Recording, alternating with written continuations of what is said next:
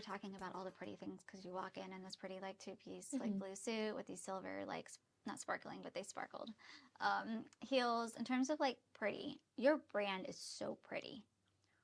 Why have you put so much time, love, and energy into building and curating your brand? Well, I think when I first started, I came from a different career and I wanted to basically show myself as expertise. And I think with that comes, you need to look luxurious or you need to look put together. At least that's like in the back of my mind at all times. Like good marketing really does help sales and drive sales. So when I first started, I was like, okay, well, I got to create a name. I got to do this. I got to do that. So I started, my first logo was from Canva. It was not good. Then I hired someone to make it for me. And then I got a brand photo shoot done. And then I started using all of that. And this was before like people were actually like posting anything online. And then my stuff came out and it was at the retreat at Cool Springs. It's like, you can't hire it anymore, but I think the owner of Luckett's owned it. So it was like restoration hardware out the wazoo, like beautiful. And it just looked different.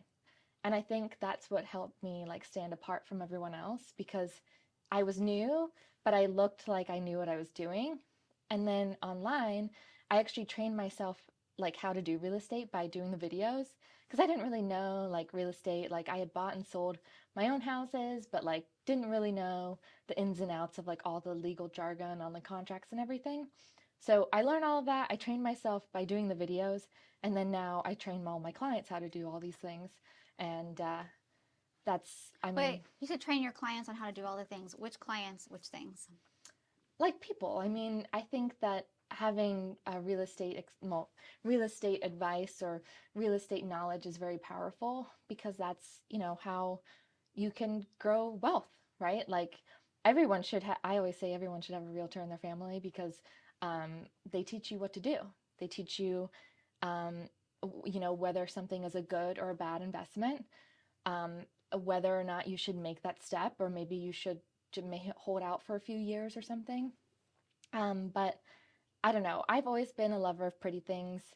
I love the finer things in life, but I also like getting a bargain. And I know, like, we have a secret society that I'm forming with another friend of mine, and it's afternoon tea club. So it's like, think It's of not a secret anymore. think of like a networking event that is more feminine energy because I feel like most of the real estate agents I see online are very masculine. Even the women are like trying to be like a boss ass bitch type of energy. And I'm like, that's never been me. I've never been a cool kid. I've always been the weird one. Or like, not weird, but just, um, different. And like, I've never really cared what anyone else thought of me. So I think it's okay to do that. It's okay to be who you are. I mean, that's what's great, right, about all of us. And that's what's great about good marketing because you I'm can over be here who you interested are. in the secret society that you started. It hasn't started yet, but it's happening. Yeah. Is it going to be like a networking thing? Are you allowed to say that? What are you allowed to Yeah. share? Yeah. It's a networking thing, Invite only. but feminine, low commitment, not intense. Not BNI-ish. No offense. Well, No we can't shade. say BNI because that's Oh, like, is that? well, because, people like the BNI. I personally am not a BNI I person. used to be president of mine. It's like very intense It though. is intense. That's a good word. It's, and you have to wake up so early. It's high committal. It's not a word. Like usually it's 6 or 7 a.m. I don't wake up that early. I'm a sleep person. I'm not an early riser. Why do I see this networking event why do I see it like an Alice in Wonderland type thing where you guys like go into like a hidden like, That's what it's like. garden and Well, someone always says, actually one of my realtor friends from North Carolina just sent me a Bridgerton like cake mix. And there's like one video I did like a few years ago of me in a Bridgerton outfit. Oh, how cute. And so now everyone knows me as like the Bridgerton girl, or they send me Bridgerton stuff. You need to rock that theme for this. Yeah, exactly. I love that. Okay, so what job did you come from? You said that you started in a different job. Where was it? Yeah, so I started work when I was like 15 years old. I was a medical assistant, and then I wanted to go to medical school to become a doctor. I essentially could not pass the test. I tried multiple times, so I decided to get my master's in biotechnology. And while I was doing that, I worked for the Army studying blast traumatic brain injury and did animal surgery. all day long. That is one heck of a work history. Yeah. And then I did sales and consulting for about 6 years. I was like director of innovation, director of growth, like for multiple companies. And Like, that's the pretty visuals piece of your. yeah, I mean, I was helping companies like kind of, well, I did sales, I did consulting, but then I was helping companies like figure out how to get more sales through marketing. Because I think a few years ago, people didn't really understand that like sales and marketing were really close together. I mean, I think now, even now, like people, like, big brands, like from the science industry, from tech, from like government agencies, they don't agree that like the sales and marketing should be combined. They're still in those outdated mindset where it's like, okay, well, sales needs to do this, but sales can't do their job if they don't have the marketing or the resources behind them, to tell the message, to help them with copywriting, to help them convey the message to the end user. Yeah. And I think that that's why I really like real estate, because really real estate is marketing. Mm-hmm. It's like the biggest marketing experiment you could probably do. Yeah, which you're so good at. You are. I'm still learning, it's Hopefully hard to do everything. You'll always keep learning though, right? Yeah. Do you ever Yeah. like stop learning when it No. comes to marketing and sales? I don't think I would be satisfied if I was just sitting at home and I knew everything. I think it's nice to have something that always changes. What are some of your secret tips? What are the secrets? I mean, I think that you don't necessarily need to post all that often anymore. I think really once you have built that community, people will reach out and message you. And like I'll post in my stories, people will message me. And then like the last month, I have not been as cohesive. I have not been as consistent as I would like. But yet last month was the biggest month of my career. And I didn't post that much, and that's my biggest driver from social media. So I've proven that like, okay, well, you don't have to post that much. I mean, yes, for growth you do. But you can also do it with speaking to your audience directly and then converting them from there. I think a lot of people think it's just posting videos and pretty pictures. From the talks that I do, people don't understand that it's like an actual strategy that you have to use. You have to have a way to convert them, like follow up with them, like either on email or like some sort of DM follow up, like people use ManyChat. But that's the way that people are converting now. Yeah. You have to get them off of Instagram or off, in the conversations, because that's where relationships happen. I agree. And that seems so obvious. Mm-hmm. Where's the disconnect? Why aren't most people seeing that? Where it's just just blasting their social with like stuff, home listings, and. Well, I think there's a disconnect with realtors overall, because they're taught from the very beginning that they need to pay for leads, and I think that they have a fear mindset, right? Their scarcity mindset where they think those leads are going to go away if they don't keep paying for them, and they don't know how to control their situation, create their own opportunity, and create their own leads. They think that some people don't want to make these changes, but ultimately in the long run, you have to create a marketing platform that beats Zillow at what they're doing. You need to be able to create the strategy that converts people, creates those relationships, fosters those relationships, and ultimately converts them into real sales volume.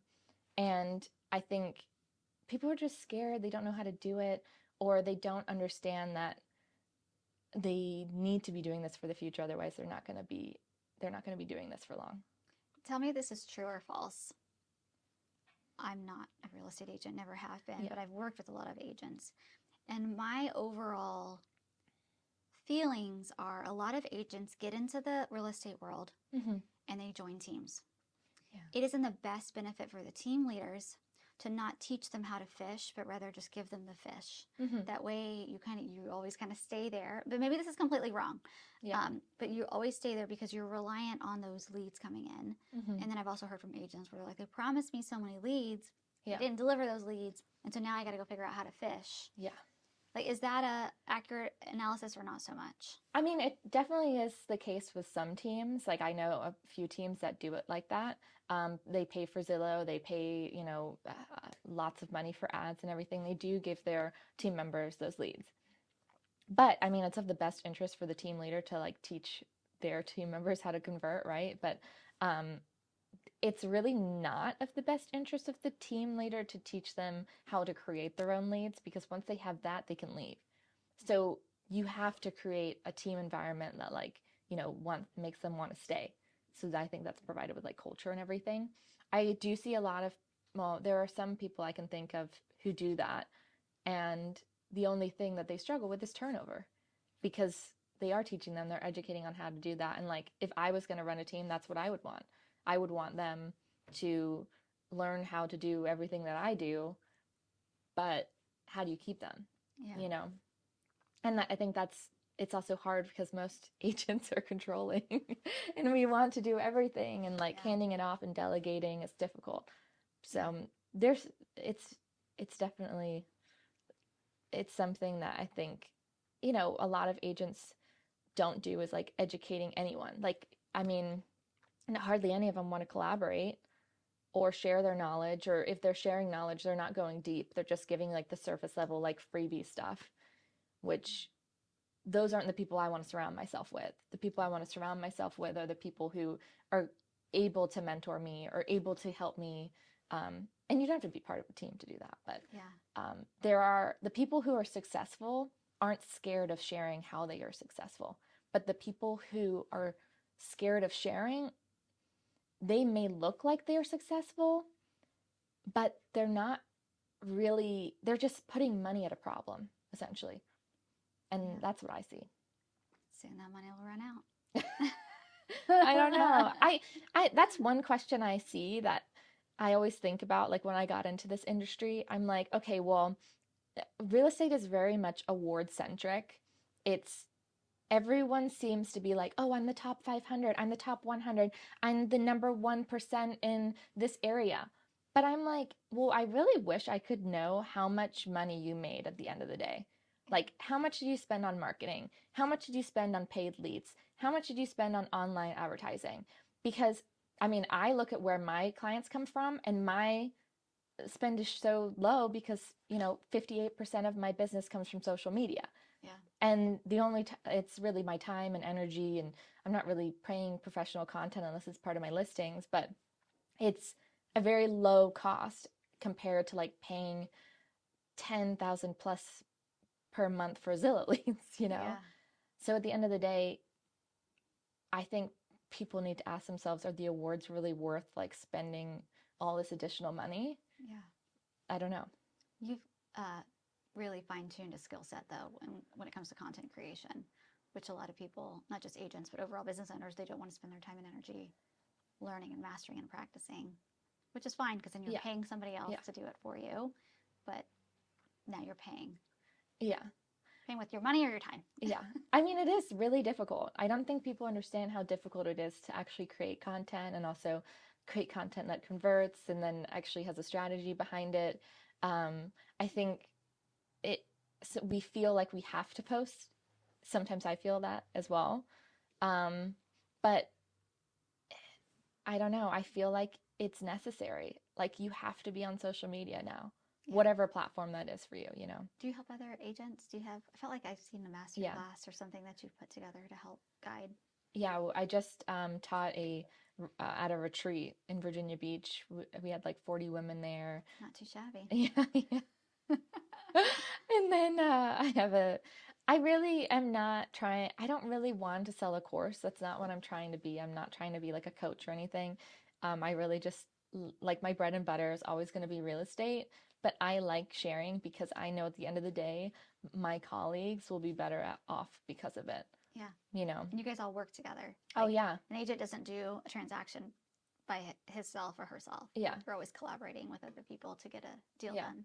I mean, someone told me I could charge $3,000 for the course I taught. I'm sure. And I was like, yeah, but I don't know. I don't want to. Yet. Not yet. Maybe eventually, and I can live on an island or something. But it's just, I think that's imposter syndrome or something too. That's why I said yet.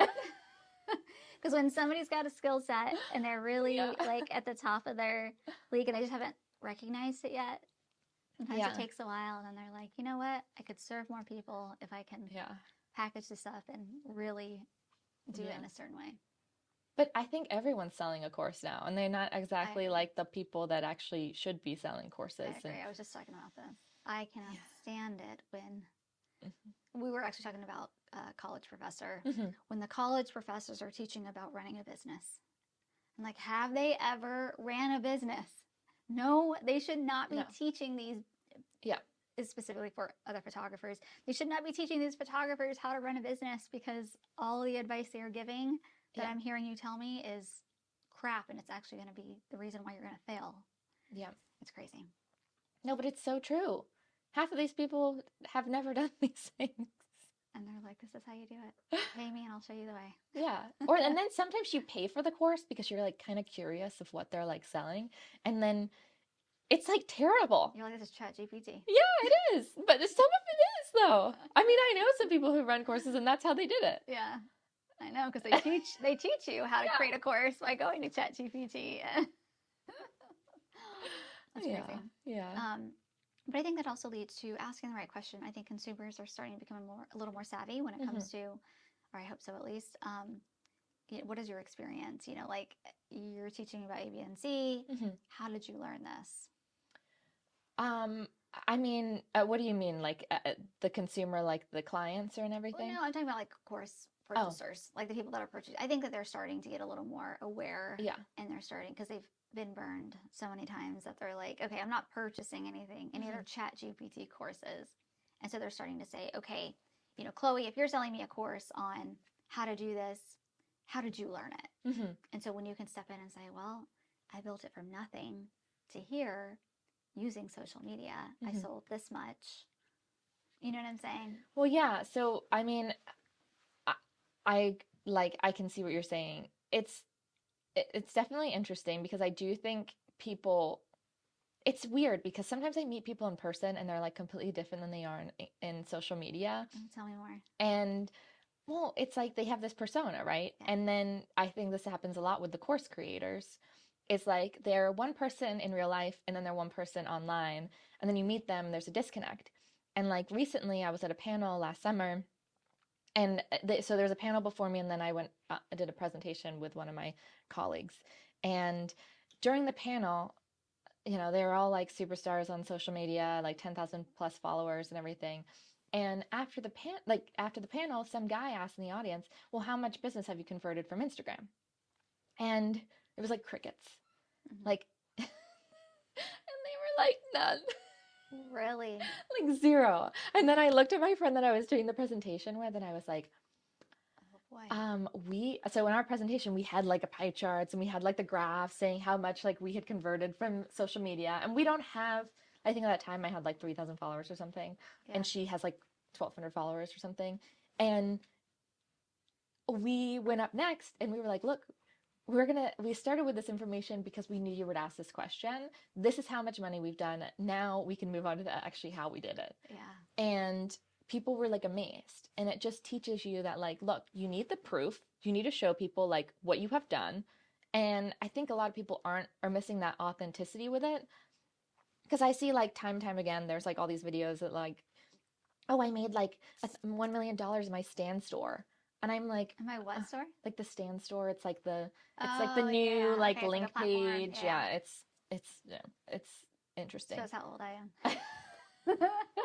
What? It's like a Stanley Cup? So it's basically like a Yeah, yeah. Kajabi or some sort of ClickFunnels thing, but it's like on a link in bio page looking thing. And so they'll be like that, but it's like, okay, well, you sold like $1 million worth of this thing, but like, you know, it's just stupid courses. Or like, it's like, oh, I generated 500 leads, but you didn't tell me that those leads were real estate agents. They're not actual clients or Clients. buyers Yeah. and sellers. Like, real estate agents will buy anything, you know? You got to dig into the data, is what I'm hearing. Like when somebody says Yeah. something, to be like, okay, tell me more about these numbers that you're presenting. Oh, yeah. I will say, you've got a different persona in person than your social media. Oh yeah. You're a lot more like happy and like giggly, and because I did a little mini shoot with you before. Yeah. I don't know if I personally shot it or one of my team Yeah, I members think as did. a team member, yeah. Okay, so But you were there. I didn't get to really talk to you. Yeah. So just like our interaction, I'm like, you have a very bubbly, like easy to connect with, which Hmm. you got a beautiful Instagram, but maybe there's videos that I just didn't see. But like when you start talking, you've got a very like I don't know. It's a very Yeah. feminine, but very like easy to like love Well, thank you. personality. That's good. It I is can good. take the compliments all day. Keep them coming. But I think that's also when my previous work, I would test people, like put them in front of a camera and see like human computer interaction. When we're working in front of a Human computer camera, interaction. I love that. but when we're working in front of a camera by ourselves, we lack that emotion, right? That's why you see Glenda Baker, she always is talking to someone because that's why she's so animated. For me, I'm sitting in a room by myself, you know? Yes. It's hard to have real emotion when you're talking to a person or without a person, like it's just a camera. And it's funny, like we used to analyze like facial expressions and everything, and you can tell the difference between like a real smile versus like a fake smile. Yeah. And the like fake smile is only with like It's not the these. eyes, Yeah, right? Yeah. yeah. So the real one is with the eyes. Yeah. Yeah, but you It's know, really with true. Botox and everything Yeah. now, you can't even tell. Can't even move. Yeah. That's funny. Those are like really good insights because I think somebody who's watching this, they can take that and they're like trying to move into video. They're like, so when I first started, I actually took a picture of one of my good friends, and it's so weird, but I taped it right there by the, I don't know if it really helped much, but I had to pretend like I was actually talking to her. So Yeah. then it was just like, all right, hey girl, so today, like, because that's Yeah. how I would talk to her. Yeah. And this was like, 10 years ago. Mhm.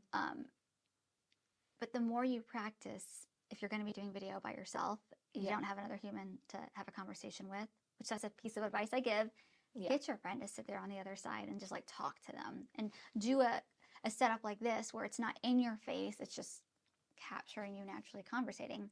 But yeah, in the beginning, it was just, how do you, like, if I'm talking to the camera and it's kind of like this and it's very monotone, but I'll try to pretend like I'm excited. You can see and feel that. Oh yeah.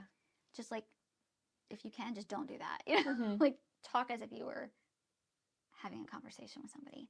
Oh yeah. Because we can pick up on how it goes really fast and then it kind of goes slow, know. and then it's a journey, isn't it? Yeah, it is.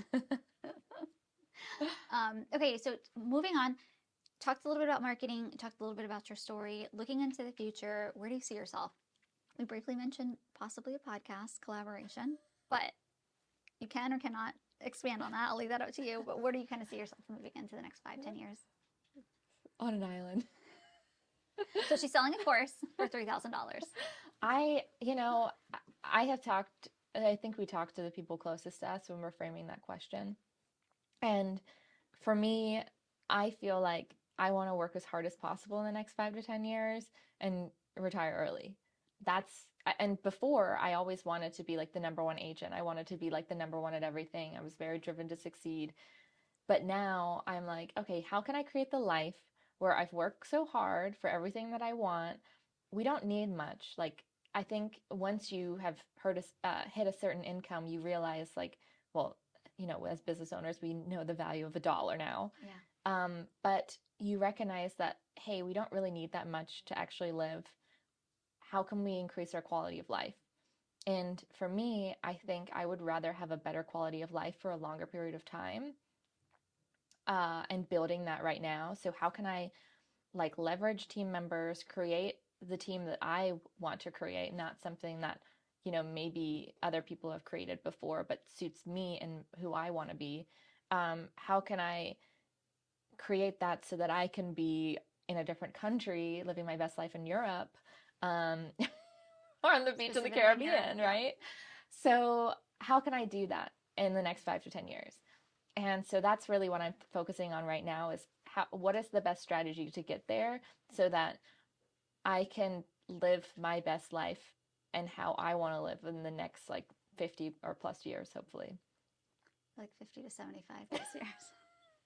And then my last question, that's beautiful, by the way. I love that because it's not like more and more and more and more for no reason, but more of like focused energy because I've got Oh yeah, I want to plans relax. live.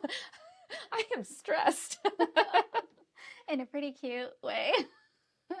um, my last question is, if you could give one message to your potential clients, future clients, prospects, what would that message be? Hitting me hard with the Sorry, questions. ma'am. Gosh. I think it's important for people to know that you're exactly where you are supposed to be. That we don't have to be where everyone else is trying to be. We don't have to be where everyone else is on social media, because it's so hard to just get caught up in what everyone else is doing. It's important to just sit back and be who you are, but also just not take everything for granted. Like, you're going to be okay, you know, and that you don't have to buy or sell a house right now. You can wait. You don't hear that from most agents. No. I think there's so much pressure on everyone right now for everything that we do. And a lot of pressure comes from social media. And I just wish sometimes that we were back in the days where we didn't have our cell phones, we didn't have so much attention on us, and that we could just, have more time to ourselves. And that's what I want everyone to know. Just take your time and have a little peace with the world. I love that. Thank you so much for being on the podcast and sharing your beautiful, contagious self with our audience. Thank you.